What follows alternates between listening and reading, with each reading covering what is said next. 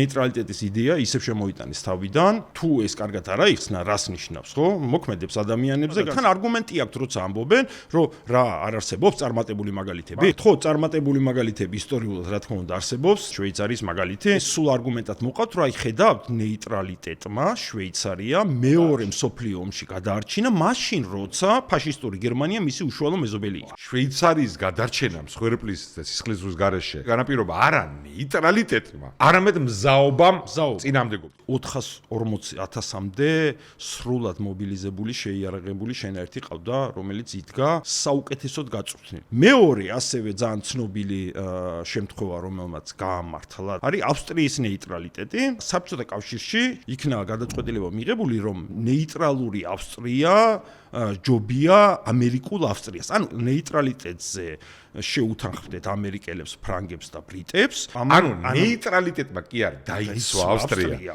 ნეიტრალიტეტი შესაძლებელი გახდა იმის გამო, რომ მისი თავისუფლების მტერს და პოტენციურ საფრთხეს ჰქონდა წინააღმდეგობის რისკი. ხო, კიდე ერთი შვედეთის ნეიტრალიტეტის მაგალითი. ძალიან მილიტარიზებული ქვეყანა. ნეიტრალიტეტი შეძლო მხოლოდ იმიტომ, რომ თვითონ ქვეყნის შიგნით არსებობდა საზოგადოებრივი და პოლიტიკური მზაობა, გაეწია წინააღმდეგობა. უდიდესი ნაწილი დოვლათის, რომელიც იქნებოდა შვედეთში, მიდიოდა სამხედრო ინდუსტრიაში. როგორც კი ჩათვალეს, რომ მომენტუმი არის შესაბამისი, შევიდნენ ნატოში. თუ ნეიტრალიტეტი იცავდა და თუ პრობლემა არ ჰქონდა შვედეთს, რატო შედიოდა მაშინ ახლა ნატოში?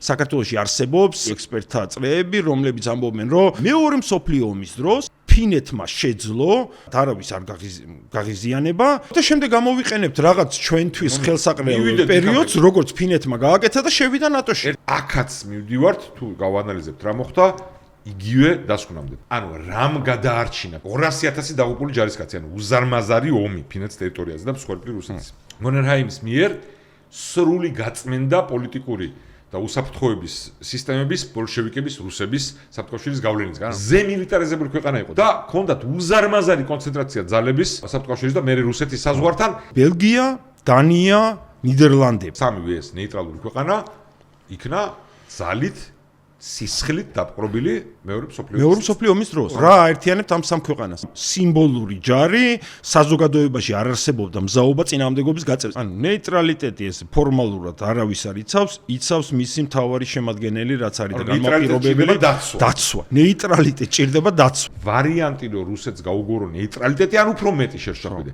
მაგრამ იყო სუსტი, დაუცველი და შიგნით მისი საყრდენები ყავდეს შემოჭრილი და ასე გაკაჩო დამოუკიდებლობის შენახვა არ არსებობს.